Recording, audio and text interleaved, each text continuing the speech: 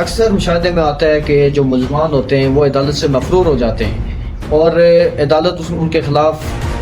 جو ہے وہ وارنٹ بلا ضمانتی جاری کرتی ہے، اور ہماری جو پولیس والے ہوتے ہیں وہ اکثر گھر بیٹھ کر اور مقررہ تاریخ پہ آ کر کہتے ہیں کہ بڑی تلاش کی ملزم کی لیکن وہ دستیاب نہ ہو سکا۔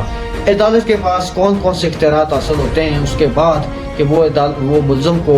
عدالت کے سامنے گھٹنے ٹیکنے پر مجبور کر دے۔ ایک جج کے پاس، ایک مجسٹریٹ کے پاس کون سے ایسے اختیارات ہوتے ہیں، آج کی اس ویڈیو میں ہم نے دیکھنا ہے۔ ایک تو آپ کو پتہ ہونا چاہیے کہ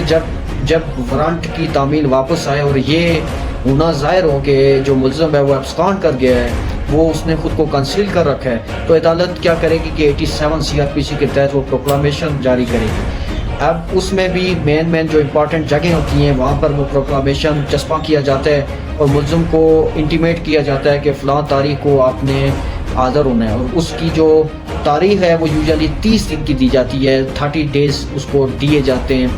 عدالت کے سامنے سرنڈر کرنے کے لیے۔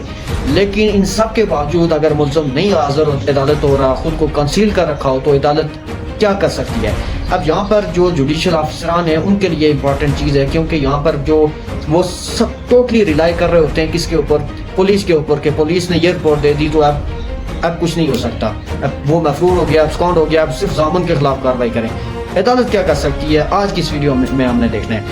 عدالت کے پاس اتنے وسیع اختیارات ہیں کہ میں سمجھتا ہوں کہ ہر ایک وکیل کو پتہ ہونا چاہیے تاکہ وہ اپنے کلائنٹ کو پراپر طریقے سے اسسٹ کر سکے اور اس کو ریلیف دلا سکے۔ سب سے پہلے عدالت جو کر سکتی ہے وہ یہ کر سکتی ہے کہ اس ملزم کا جو CNIC ہے، شناختی کارڈ ہے، اس کو بلاک کر سکتی ہے۔ اب بلاک کرنے کے لیے وہ کیا کرے گی کہ وہ ناظرہ کو عدالت جو ہے وہ حکم دے سکتی ہے، مجسٹریٹ حکم دے سکتا ہے تھرو انویسٹیگیٹنگ آفیسر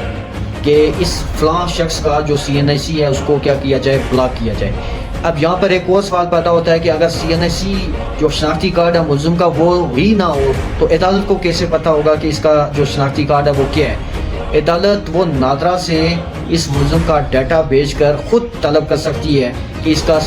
جو ریکارڈ ہے وہ عدالت کے سامنے لایا جائے۔ اب عدالت کو یہ بھی اختیار حاصل ہے۔ اب عدالت باقی کیا کر سکتی ہے؟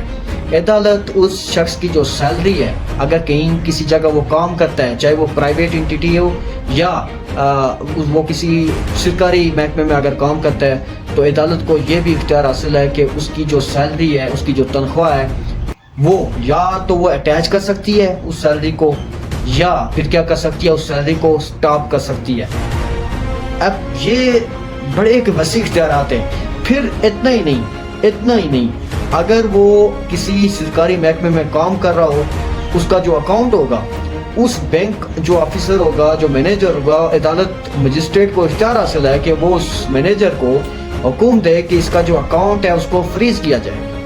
اب بینک اکاؤنٹ بھی فریز ہو گیا، سیلری بھی اٹیچ ہو گئی، سٹاپ ہو گئی، اور اس کے ساتھ اس کا CNIC جو شناختی کارڈ ہے وہ بھی اگر بلاک ہو جائے تو یقینی طور پر ملزم جو ہے وہ عدالت کے سامنے سرنڈر کرے، حیثیت کرے۔ تو یہ کچھ ایسی بنیادی چیزیں ہیں جو ہر جوڈیشل آفیسر کو اور ہر وکیل کو پتہ ہونا چاہیے۔ لیکن یہ جو اٹیچمنٹ ہے، یا سیلری کو سٹاپ کرنا، یا CNIC کو بلاک کرنا، یا اکاؤنٹ کو فریز کرنا، یہ سارے آپشن عدالت کب ایکسرسائز کرے گی؟ آفٹر جو ہے 87 سیکشن CRPC اس کو ایکسرسائز کرنے کے بعد تبھی جا کر عدالت جو ہے وہ انٹائٹلڈ ہے، امپاور ہے کہ وہ ان اختیارات کو بروئے کار لاتے ہوئے اس ملزم کے CNIC کو بلاک کرتے ہوئے اس کو اس قدر جو ہے وہ اس کی حوصلہ شکنی ہے طرح سے کی جائے کہ وہ عدالت کے سامنے خود کو سرنڈر کرے۔ اور یہ ایسی ایگزامپل سیٹ ہوں گی تو تب جا کر ہمارا جو جوڈیشل سسٹم ہے اور ہمارا جو ایک انصاف کی فراہمی کے غرض سے جو جتنی بھی ایک پروسیس کیا جاتا ہے اس میں آسانی اور جو انصاف کے اصول میں آسانی لانا اور ہونا ہی ممکن دکھائی دیتی ہے۔